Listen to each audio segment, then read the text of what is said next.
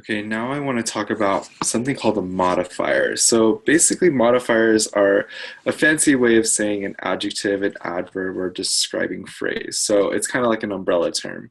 So think of modifiers and adjectives. So sorry, using jargon here. So adjectives are anything that describe a noun. An adverb, like for example, short person, tall person, fat person.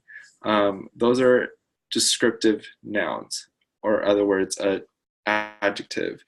The next thing, an adverb, basically the same thing as an adjective, but now we're doing it to noun, or I'm sorry, to verbs.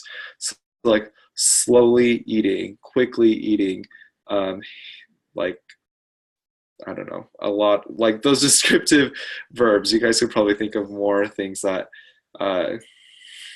that can describe verbs, but yeah, that's an adverb. And last is like a modifying phrase. So, like for example, the person who's teaching, or the person who likes food, or something that is a describing phrase that not necessarily a noun or an adjective or an adverb. It just describes either a noun or a verb. So let's get into some example sentences. So first, let's have some practice in finding what is not an adjective shown in the sentence. So which of the following sentences does not contain an adjective? So A, the spectacular fireworks show happily ever after is the best thing you have ever seen. Okay. B, Mickey Mouse hoped to ask Minnie Mouse on a date. So if we look at B, there's not really anything that's describing the verb hoped or on a date. It's lacking some adjectives, some guess or adjective, yeah, lacking some adjectives in the sentence. So B is definitely out. Let's see A. So the spectacular fireworks show. Spectacular is an adjective. It's describing the fireworks show, the noun. So I would say that A is the one that does contain, and B is the one that does not contain an adjective.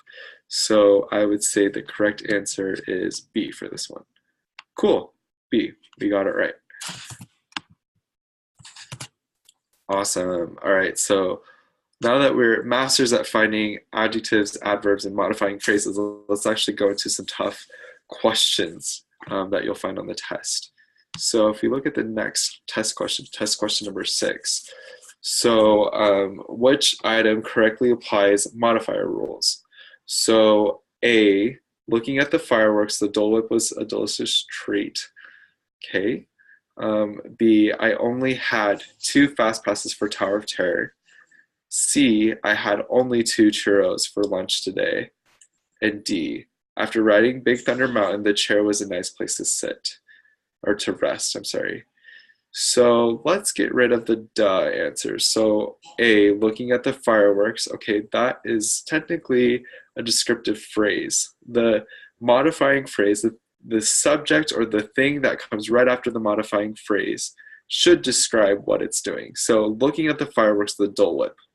Ooh, that is wrong because Dole Whip cannot look at fireworks. So that's why A is wrong.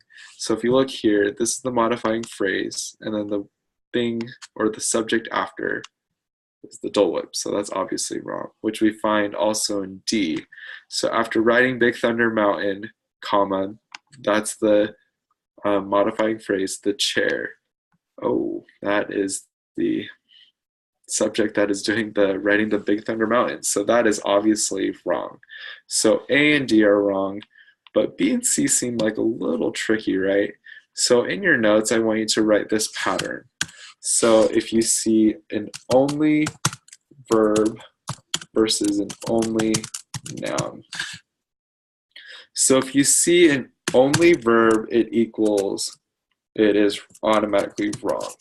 And the reason is because is only, if you think about it, is a restricting adjective. So that means like there's only one thing possible. There's nothing else that could happen, only that one thing. So if we look here at B, I only had 2 fast passes for Tower of Terror. So only follows a verb, had. So if I mean, we say this in English all the time, but the reason why this is wrong is because only had, if we were to literally translate it, would mean that you did nothing else that day. You were restricted. You didn't eat, you didn't sleep, you didn't walk, you didn't do anything. You only had those two fast passes, and that's why that is wrong. But C, the reason why that is correct is because I had only 2 churros. Okay, only following that verb. I'm sorry, only following that noun.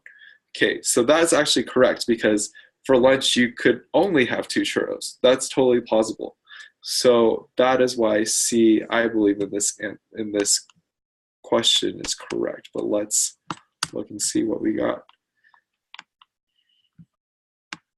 Yep, the answer is C. Awesome. So that is test question 6. So let's try another one. So test question 7. So if we look here, which item correctly applies modifier rules? So he jumped in the puddles on Main Street, but tripped into Tigger. Okay, I don't think I see any modifiers there. So let's keep going.